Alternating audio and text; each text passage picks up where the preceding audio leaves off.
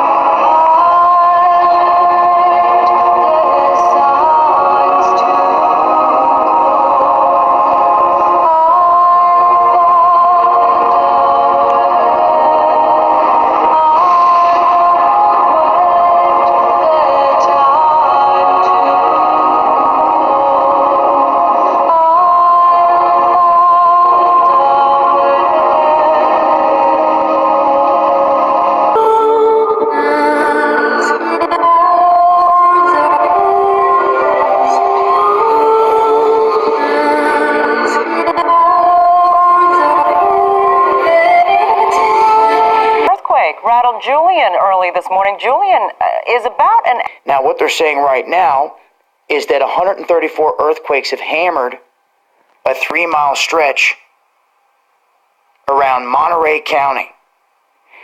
Now, the magnitude 4 quake hit at 4:30 was followed shortly by a 3.0 quake.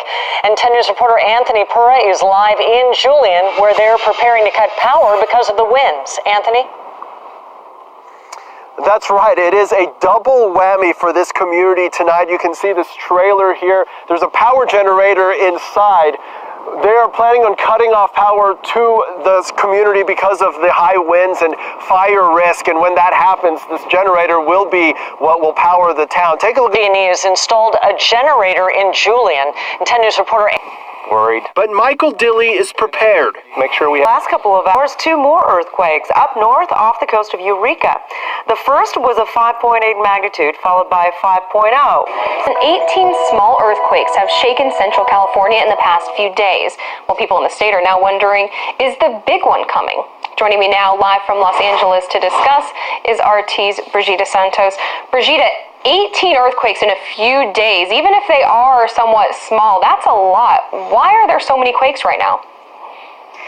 the number has even gone up since I have looked at this last. I've been kind of monitoring it from here. But the reason that this is happening, the U.S. Geological Survey says, is because this is a highly geologically active area. Now, all of these quakes have taken place between the areas of Hollister and Cambria, which are two cities in central California. And Hollister considers itself to be one of three places in California that has declared itself to be the earthquake capital of the world. Now, the largest of these was at 3.8, but most of them are much, much smaller. And in fact, there have actually been 70 earthquakes within the last 7 days in this particular area.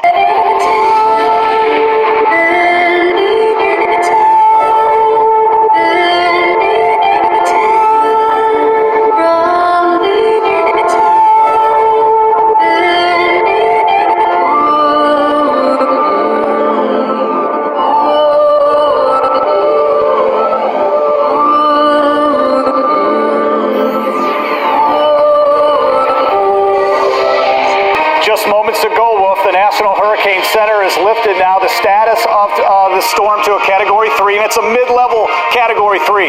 We're only 10 miles per hour away from a Category 4 status, and we do have that time and space still available, but let's not concentrate on that. This is going to really impact northern Florida, Georgia, through the Carolinas with more force than we had with Florence. Completely different storms. Florence was all about water, the surge and the rainfall, but right now we've seen twice in the last 24 hours some rapid intensification. Yesterday, 40-mile-per-hour sustained winds, up to 85 last night.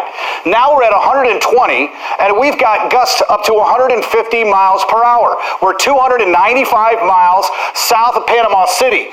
The National Hurricane Center picks and chooses their wording very carefully, Wolf. Yesterday, they talked about life-threatening inundation, and this is going to happen. Also, today, they use the word historic. Again, they pick and choose these words very carefully. It's going to be a big wind event. In fact, it's a minimal tropical storm as it's moving to the northeast here now towards the Baja of California. It is, however, going to be a big rainfall event because it has tropical moisture with it and bringing tropical moisture into the deserts and mountainous regions. Well, we had a 7.7 earthquake hit Indonesia. A hurricane. So yeah, as I mentioned it a few months ago. I mentioned it a few. All right. I mentioned it. Sorry, audio problems. I mentioned it a few months ago when the waters got that hot that we could see a hurricane in California this year. I mentioned it last week, and then I mentioned it 2 nights ago. Than the system, Michael. We'll talk about that in just a moment. Information is the storm is strengthening, continue to strengthen as we get closer to a landfall sometime this afternoon. The bottom line here is the Panhandle of Florida has never, ever experienced a storm like this in their history. We are going to be talking about catastrophic, life-threatening damage, storm surge, and hurricane-force winds in excess of 140 miles per hour for a duration of several hours. So the latest update as of 5 a.m., it is strengthening. It could actually strengthen even more as we get into the next couple of hours as we approach landfall. And I mean, the storm in the textbooks here is a perfect looking hurricane. All 4 quadrants have filled out. We've got a well-defined eye. This is unfortunately a worst case scenario for the Panhandle of Florida. Already seeing wind gusts in excess of 35 miles per hour along the coast, 33 in Apalachicola. And again, we are expecting a landfall sometime this afternoon, maybe between 1 and 3, still yet to be determined, but the strength of this storm is going to be, unfortunately, the legacy of it. Storm surge is going to be an issue.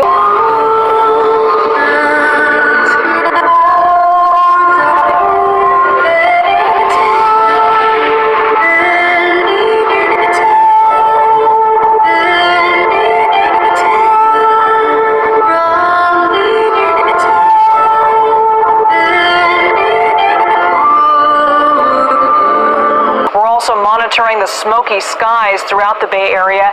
We begin with Katie Nielsen, who's been live in Santa Rosa all morning long. Katie, you've seen this whole thing unfold right in front of your eyes. Yeah, Liz, this has actually been probably one of the most terrifying fires I have ever covered just because of the extent of the fire and how it's... No, we moved, and you got to see this to believe this. I'm going to have Martin pan off to the left. You're looking at a neighborhood that goes block after block after block that is completely and totally and overwhelmingly destroyed. Rosa, you're right across 101 from the Kaiser Center there, which was evacuated. And I see the devastation behind you. Oh my gosh, I've never seen anything like this right behind me, you think? I mean, it's just devastating. This is something you might expect out of Southern California, but I mean, we're in a neighborhood right now. I don't even know how. And this is your neighborhood? I mean, I'm from pretty close to here, just a few miles away, so it's really devastating. I mean... Have you ever seen anything like this? Because just seeing things still burning leveled like this, what goes through your head? I was driving home last night and it was so incredibly windy.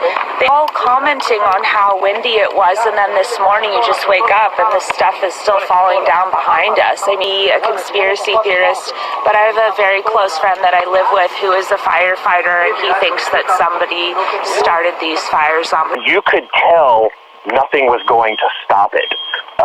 It was incredible. The wind was incredible. The speed with which the fire was moving was genuinely frightening, and there was nothing that was going to stop it.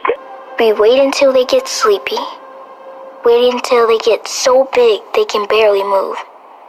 Then we walk out of the shadows, quietly walk out of the dark, and strike. The world is full of giants. They have always been here, lumbering in the schoolyards, limping through the alleys. We had to learn how to deal with them, how to overcome them. We were small, but fast. Remember? We were like a wind appearing out of nowhere. Like a wind appearing out of nowhere. We knew that being clever was more important. What was that? Did anyone else hear that? Yeah, I did. No, I just shifted my feet. It was probably my tennis slippers scooting against the floor. No, I'm sure that wasn't it. Do we have spirit is trying to tell us something? You know, Listen, it sounded like he said a name. Julian, did you hear it? Julian. Who is Julian? Are you Julian? Let's hear it again. Who the fuck you talking to, motherfucker? Who are you? You know you fucking... Right, nobody move. There's definitely evil here. I have to investigate things so exhaustively. Because we are bloody paranormal investigators. Look, I'll let one rip. You've solved the mystery. Are you happy? Julian! Maybe we should leave. Cold is the cry that rains. Cold is the cry that rains. Ring.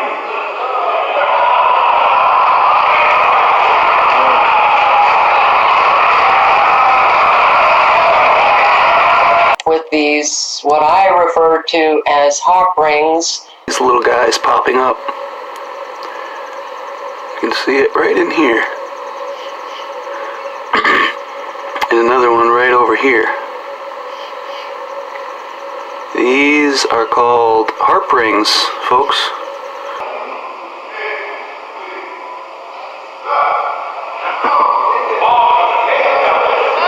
This kind of...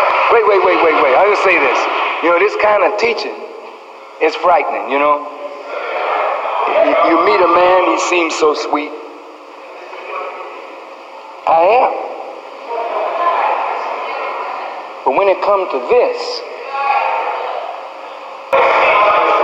that's why when I get up in this, my wife look at me, you see awe in her face. Because this is not the man she married to. Something else is going on. That's a fact. To the crystallization of all of this. So everybody is like, you remember in Godfather 1, when the old Don died and Michael took over, and everybody wasn't quite aware of Michael's sagacity. And when the heads of all the 5 families were wiped out, that's when you saw everybody coming, kissing his ring. The new Don had been born. You have many look-alike Michaels, but there ain't but one Michael. Pardon my language, there is not but one. You may have many playing God, but there is only one. He's unique, he's incomparable, he's matchless. There's none like him. Does all those wonderful things. So everybody is talking about Michael because he does something different. That's how you get known. Some of us want to get known so bad we get strange. Live and in person. And say now the problem cannot be solved. Come scholars, come scientists. Come all of you with knowledge. Deal with this. And when they wring their hands and say it's too great, we can't handle it. He raises a force that is so powerful. He says, come powerful men, come angels, come anybody, deal with this force. And they all bow down and say, I can't deal with it, it's too much for me. Then he comes out of the wings